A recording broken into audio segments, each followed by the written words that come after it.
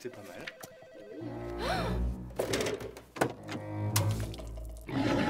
Hyundai Le Canet, partenaire officiel de l'équipe des Sharks.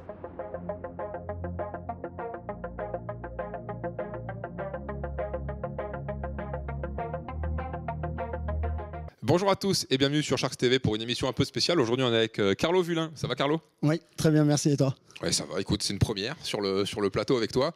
Alors pour ceux qui ne te connaissent pas, tu es l'entraîneur de l'équipe féminine d'Antibes qui joue en National 3. Bon, là on va parler un petit peu de ce début de saison puisque le championnat a commencé depuis quelques semaines.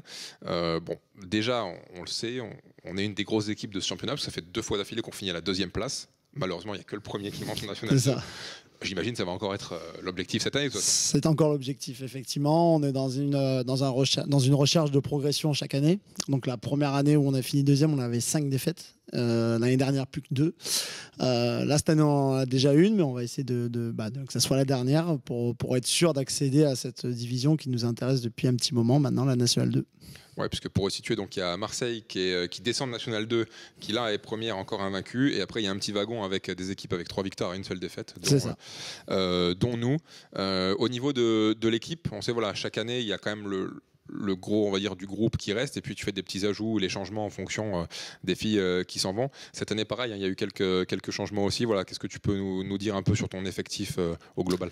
L'effectif est resté à peu près cohérent, on va dire, au niveau de la formation. C'est-à-dire qu'on a quand même 5 joueuses formées au club, ou en tout cas qui sont passées dans les catégories jeunes, qui sont très locales. On a eu des ajouts les années précédentes, avec des joueuses d'expérience, notamment Biana Stepanovic, qui est devenue notre capitaine maintenant. L'année dernière, on a eu 2 départs importants du 5 majeur où c'était des joueuses d'expérience, un 3e au niveau de la rotation. Et c'est vrai que dans le recrutement, on a préféré réorienter sur des jeunes, encore une nouvelle fois. On a donc Tina Selakovic qui arrive de l'Étoile Rouge de Belgrade. Nous avons Djela Dabokain qui est arrivée de Dieppe en National 2. Et nous avons Mathilde Covin qui est arrivée du Cavigal en Ligue 2. Okay. Au niveau de un petit peu des équipes là avec qui il va falloir lutter pour cette place, j'imagine du coup il y aura Marseille qui va vouloir remonter aussi. Voilà, il y a quelques forces d'équipe, il y a la Ravoire notamment aussi. Comment tu vois, l'année dernière tu avais plutôt bien calculé, parce que je me souviens en début de saison on avait eu un truc et on avait eu une émission où on s'est dit il faudra faire gaffe à Karkeran, etc. Bon, avec Karkeran a fait une super saison et ils sont montés. Tu as plutôt fait une bonne analyse, donc voilà. C'est quoi ton analyse cette année du coup? Que la poule sera à mon avis un petit peu plus ouverte. Effectivement, il y a des équipes qui se sont bien renforcées, notamment Saint-Martin-d'Air qui a fait un recrutement vraiment prestigieux, on va dire, pour la division. Le Rousset qui rebascule dans la poule A a une super équipe aussi. Donc ces 2 équipes, on les a reçues, on a gagné, pas de beaucoup. Donc effectivement, on voit que on est dans un groupe là avec effectivement le SMUC pour essayer de jouer cette première place. Il ne faudra pas sous-estimer la Ravoire, mais je crois que simplement, il ne faudra pas sous-estimer n'importe quelle équipe. Elles sont toutes cohérentes et donc on va vraiment faire attention à ce que tous les matchs soient pris au sérieux et on essaiera de tirer notre épingle du jeu.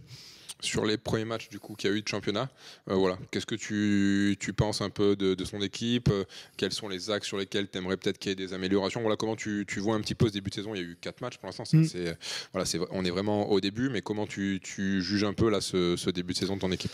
C'est un effectif qui vit très bien, qui s'entraîne très bien. Il n'y a pas de soucis d'investissement ou quoi que ce soit. Donc en fait, on est sur un axe défensif assez élevé en termes d'intensité.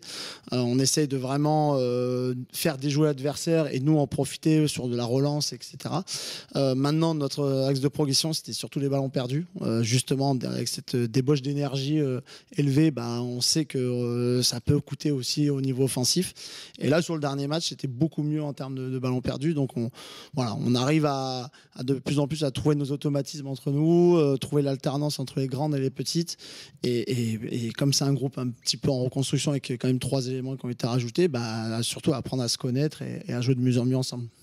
Et puis en plus on rappelle, la saison dernière c'est vrai qu'il n'y avait eu que 2 défaites, mais en plus il y avait aussi, alors on va pas refaire tous les scénarios possibles, mais il y avait eu 2 blessés majeurs en plus en début de saison, Camille et Fanny qui avaient du coup quasiment manqué l'intégralité de la saison. Donc, en plus tu avais fait avec un groupe restreint, Voilà, là j'imagine que forcément il y a toujours ce facteur entre guillemets chance où il faut éviter les blessures et essayer de faire avec cet effectif-là jusqu'au bout, quoi. C'est ça. Voilà. Donc là, on est vraiment content parce qu'on a nos 12 joueuses avec nos 2 jeunes qui sont à 100%. Donc on a eu la petite Maëlle qui a loupé les 2 premiers matchs.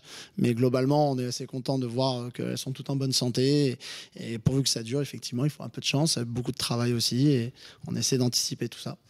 Bon, du coup, là, j'imagine que, voilà, comme tu l'as dit, de toute façon, il y a eu une petite défaite là sur 4 matchs. Il va plus falloir en lâcher beaucoup, de toute façon, pour la première place. Exactement. Voilà. Là, on sait que sur les matchs allés, on reçoit beaucoup les cadors. Donc, on doit vraiment être à 100% à domicile. Ça, c'est une évidence. Après, c'est sûr que sur les matchs extérieurs, on verra un petit peu comment ça se passe. Mais je pense que déjà, rester à 100% à domicile, c'est important. Essayer de gratter des goals à virage assez conséquents, chose qu'on n'a pas réussi à faire contre Saint-Martin dernier, contre le Rousset.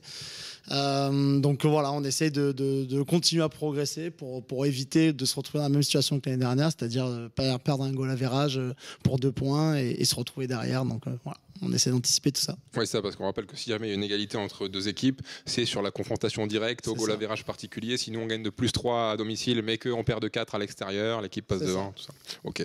Donc là, prochain match dimanche, du coup. Exactement. Et ensuite on reçoit Versou, donc voilà. c'est un promu. 15h30, Stade Foch. Tous les matchs à domicile, c'est 15h30 le dimanche au Stade Foch. On compte sur vous pour venir aussi supporter les filles. Voilà. On a eu un changement dans l'effectif. On a eu un départ d'une joueuse intérieure et on en a récupéré une nouvelle. Donc Juliane Hanschling qui vient du Cavigal en Ligue 2. Donc voilà, on est très content d'avoir pu l'incorporer. On l'a pu la qualifier là. Donc on aura un nouveau visage attendu avec plus d'expérience. Elle a 32 ans. Elle a connu la N1, la Ligue 2. Donc c'est vraiment un profil recherché pour remplacer notre joueuse intérieure qui est partie.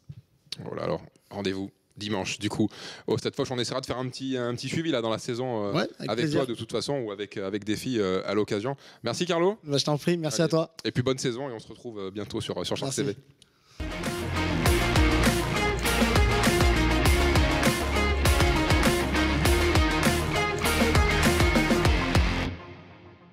C'est pas mal.